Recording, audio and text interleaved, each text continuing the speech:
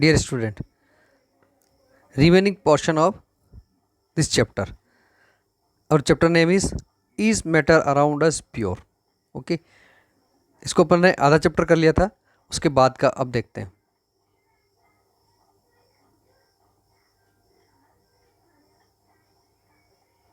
This is a colloids. Okay, then colloids. We have solution have three types: true solution, colloid, and suspension. This is the second type, colloid. Colloid is a solution in which the size of solute particles 1 nanometer to 100 nanometer. और colloidal example is blood. एक book में अपने table given है, colloid types of colloid solutions हैं, वो उसके मैं notes में भी डाल दूंगा, आपको वो नोट करना है उसमें. इसका अदर एग्जांपल अगर देखेंगे अपन तो we can take 1 glass of water and add milk, 1 teaspoon milk. This is also example of colloids. We can add 1 teaspoon gum, gelatin. This type solution we can add. Okay, these all are example considered as a colloids. Next, suspension. Suspension is a heterogeneous mixture in which the small particles of solid are spread throughout a liquid without dissolving in it. Example is muddy water, यानी एक गिलास पानी लिया आपने, थोड़ा सा mud इसमें add कर दिया. दूसरा क्या ऐड कर सकते हैं, इसमें डस्ट पार्टिकल ऐड कर सकते हैं, 1 टीस्पून फ्लोर ऐड कर सकते हो आप. ठीक है, वो सारा क्या कहलाएगा ये. अब थोड़ी सी देर बाद क्या होगा, इसमें पार्टिकल्स जो रहेंगे वो नीचे सेटल डाउन हो जाएंगे, तो कुछ पार्टिकल नीचे ज़्यादा हो जाएंगे, ऊपर में कम रहेगा, तो ये एक सेपरेटिंग दिखेगा. इसके पार्टिकल की साइज़ क्या रहती है, मोर देन 100 नैनोमीटर. इसकी पार्टिकल की साइज़ रहेगी मोर देन 100 नैनोमीटर. ये अपने को याद रखना है. देखिए ज़रा, आपके पास एक तो ट्रू सॉल्यूशन था, दूसरा है आपके पास कोलाइडल था, और ये है सस्पेंशन. इसकी साइज़ होगी 1 नैनोमीटर और इसकी साइज़ होगी आपके सस्पेंशन की मोर देन 100 नैनोमीटर. और कोलाइडल की साइज़ क्या होगी, 1 to 100 नैनोमीटर. तो ये अपने को याद रखना है. इसकी साइज़ के बिहार पर भी इसको क्लासीफाई कर सकते हैं अपन.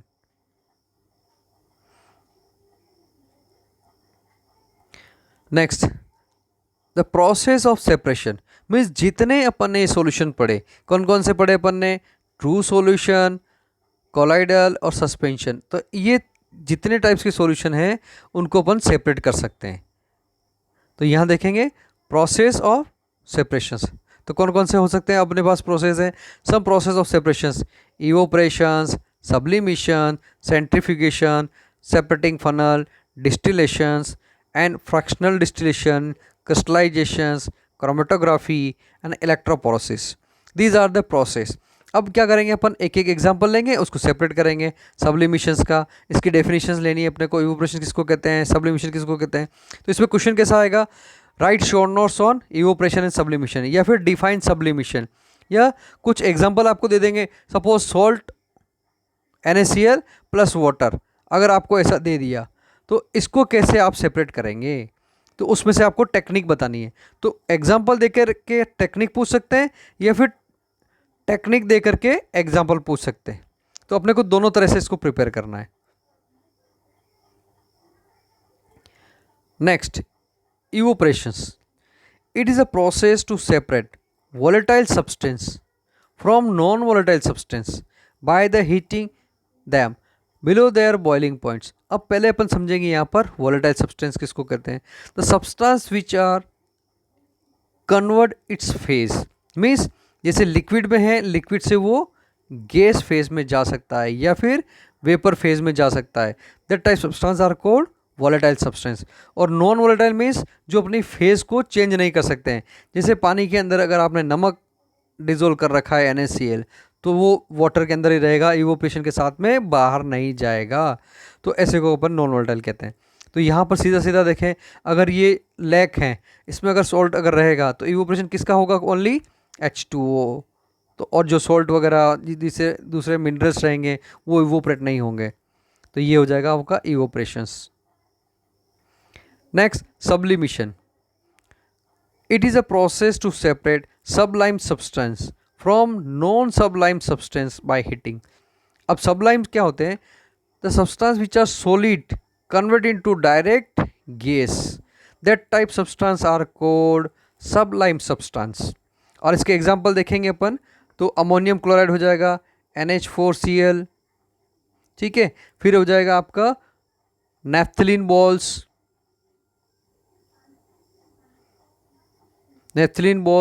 फिर आपका हो जाएगा कैम्फर मीन्स जो कपूर होता है ना पूजा करने का, वो सबलाइम कंपाउंड है। आप उसकी टिकिया को थोड़ा सा रखो, 2-3 दिन बाद देखोगे तो वो गायब हो जाएगी वहाँ से। और नेफ्थलीन बॉल्स कौन से होते हैं? जो अपने बाथरूम में या कपड़ों की उसका बर्ड वगैरह में अपन रखते हैं ना, वाइट कलर की टैबलेट्स, वो सारे नेफ्थलीन बॉल्स होते हैं। ये सारे सबलाइम कंपाउंड है जो कि सब्लिमेशन प्रोसेस को शो करते हैं।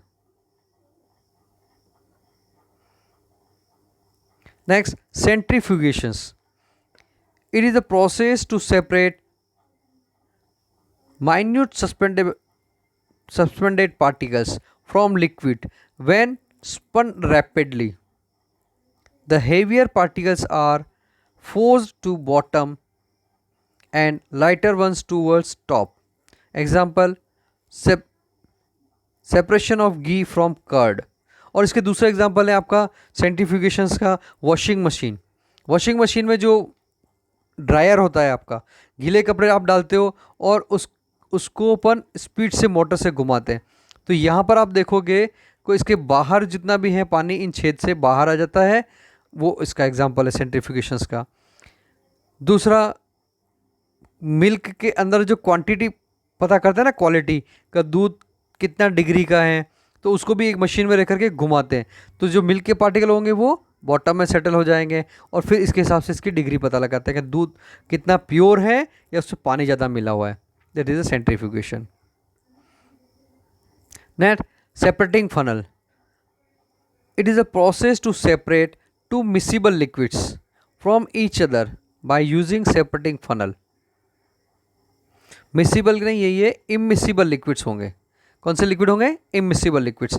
जैसे ऑयल प्लस वाटर दोनों इमिसिबल है, आपस में मिक्स नहीं हो रहे, तो ऐसे लिक्विड्स को यहाँ से अपन सेपरेट कर सकते हैं। इमिसिबल लिक्विड्स है जो दे हैव सेपरेटिंग बाउंड्रीज। इन दोनों की तो इस तरह से बाउंड्री दिख रही है। ऑयल ऊपर है क्योंकि इसकी डेंसिटी लो है as compare to water, that's why oil ऊपर फ्लोट करेगा, इसमें ऑयल ऊपर की तरफ रहेगा, वाटर डाउन की तरफ रहेगा। अब इसका नॉब को अपन ऊपर करेंगे तो ये धीरे से बाहर आ जाएगा और फिर यहाँ जैसे ऑयल वाली लेयर यहाँ आएगी उसको क्लोज कर देंगे अपन। तो इस तरह से इसको सेपरेट कर सकते हैं अपन।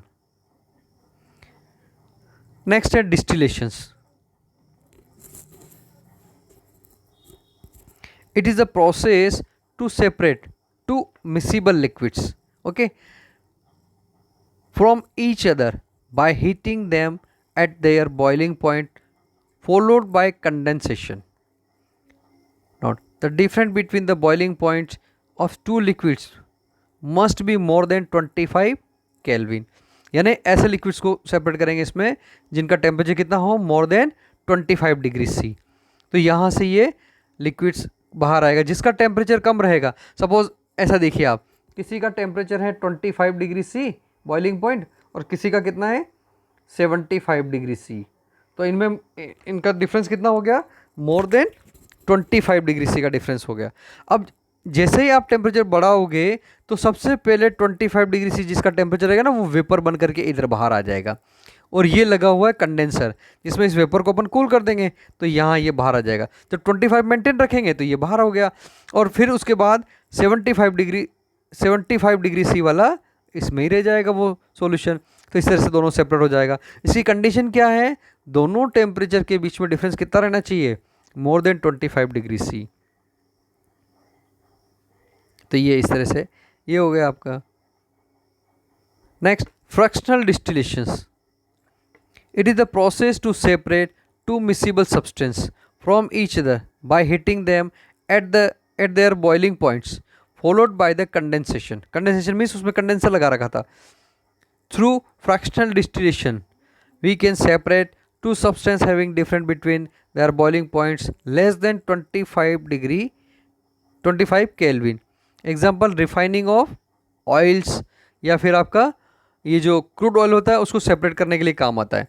एक तो ये जैसे क्रूड ऑयल है उसमें क्या क्या मिले होंगे, जैसे आपका ऑयल होगा, पेट्रोल होगा, केरोसिन होगा, उसमें वैक्स होगा, और इस तरह से बहुत सारे कंपाउंड्स होते हैं। तो सबका बॉइलिंग पॉइंट क्या है, अलग अलग है। तो पहले इस तरह से जिसका बॉइलिंग पॉइंट कम होगा पहले वो बाहर आ जाएगा, फिर उसके बाद दूसरा आएगा, फिर तीसरा, इस तरह से ये एक एक करके लिक्विड बाहर आता रहेगा।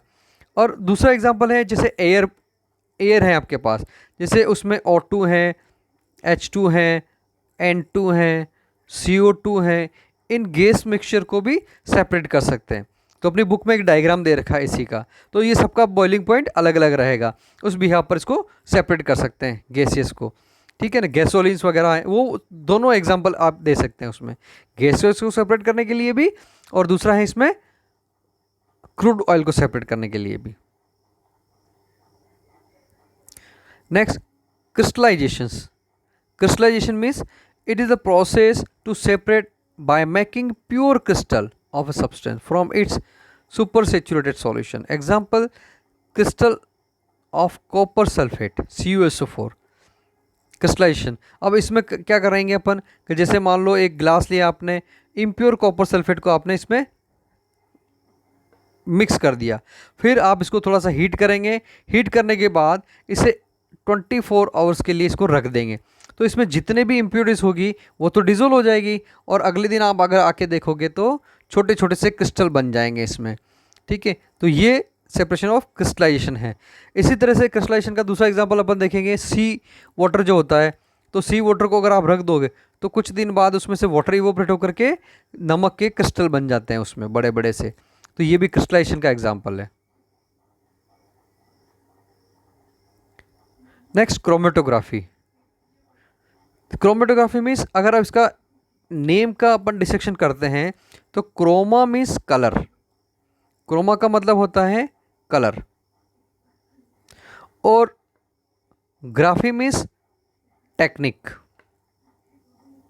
ग्राफी मीन्स टेक्निक, यानी we can say colour separation technique is called chromatography. This is the chromatography is Latin word. Okay, color separation technique is called chromatography. It is the process to separate different color soluble in a same liquids. तो एक ही liquids के अंदर बहुत सारे, जैसे A, B, C, D, ये 4 तरह के कलर अगर हैं तो इसमें क्या करेंगे, जैसे कॉलम होता है ऐसे ये कॉलम रहेगा, ये 4 तरह के उसमें सेपरेशन है। अब अपन अगर देखेंगे तो चारों कलर की पार्टिकल साइज डिफरेंट है। जैसे इस सॉल्यूशन को इसमें डालेंगे तो यहाँ पर नोब रहेगा। अब जैसे सॉल्यूशन को डालेंगे जिसकी साइज़ बड़ी रहेगी वो यहीं पर अटक जाएगा, जैसे ए यहाँ अटक गया, फिर इसके आगे बी, फिर सी, फिर डी, इस तरह से लिक्विड बाहर आ जाएगा। फिर ये कॉलम जो है यहाँ से सेपरेट हो सकते हैं अलग अलग, इनको सेपरेट करके ए बी सी को सबको अलग अलग कर लेंगे, यहाँ खुल जाता है ये कॉलम इसमें। इस टेक्निक को कहते हैं कॉलम क्रोमेटोग्राफी। जो कॉलम यूज़ करते हैं तो इसको कॉलम क्रोमेटोग्राफी कहते हैं। तो इसके जो एग्जांपल दे रखे हैं वो इस तरह से देखेंगे अपन।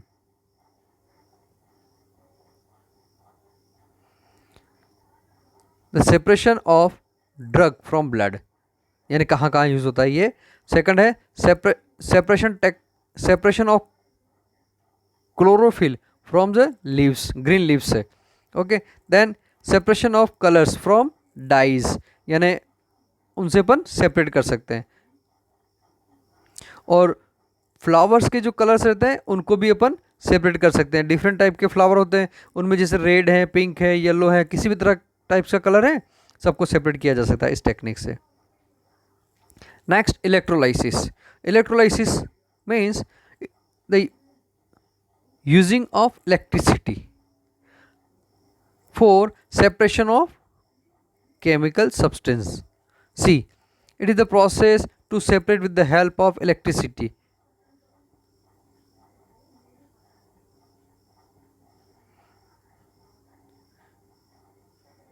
Help of electricity. Through the electrolysis we can separate compound also. In this process direct current DC is passed through the substance.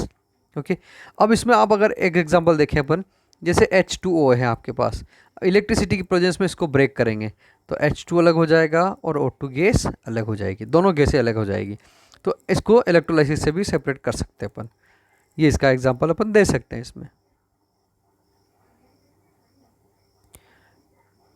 Next, concentration of solution. Concentration means एक ग्लास में अगर देखा जाए तो आपने शुगर ऐड कर रखी है इसमें, शुगर, तो इसमें कितनी शुगर ऐड हैं उसका परसेंटेज पता करना, तो that is called concentration. Number, amount of substance present in a solution, okay, this is called concentration. अब इसके लिए फॉर्मूला दे रखे हैं अपने पास, तो मास परसेंटेज। अब जैसे ये है mass of solute divided mass of solution into 100। Solution means क्या हो गया, सोल्यूट और सोल्यूट का मास बताना है। Volume percentage means volume of solute upon volume of solution into 100, इसका परसेंटेज आ जाएगा। इसके ऊपर न्यूमेरिकल अपनी बुक में दे रखा है एक आध, तो अपन इसको कैलकुलेट कर लेंगे। सपोज आप देखो इसमें सॉल्यूशन लिया आपने, इसमें कुछ शुगर और वाटर ऐड कर दिया, तो इसका वॉल्यूम लिख करके और वो इसको ऐड कर देंगे अपन। मिल्क हो गया, अल्कोहल हो गया, तो ये मिक्सचर है तो उसको परसेंटेज निकाल सकते हैं अपन। Next is physical change. अभी कोई भी केमिकल जो है उसके साथ रिएक्शन होती है तो वो दो तरह के चेंज रिएक्ट करता है। जैसे ए से बी बनाया आपने, तो बी बनने पर ए से डिफरेंट आया, तो इसमें दो तरह के चेंजेस होंगे, फिजिकल चेंजेस और chemical changes. Okay, physical change, the change in which only transformation of state is happen, no new substance is made, are called physical change. These changes are reversible. ये तीन characteristic important है अपने लिए।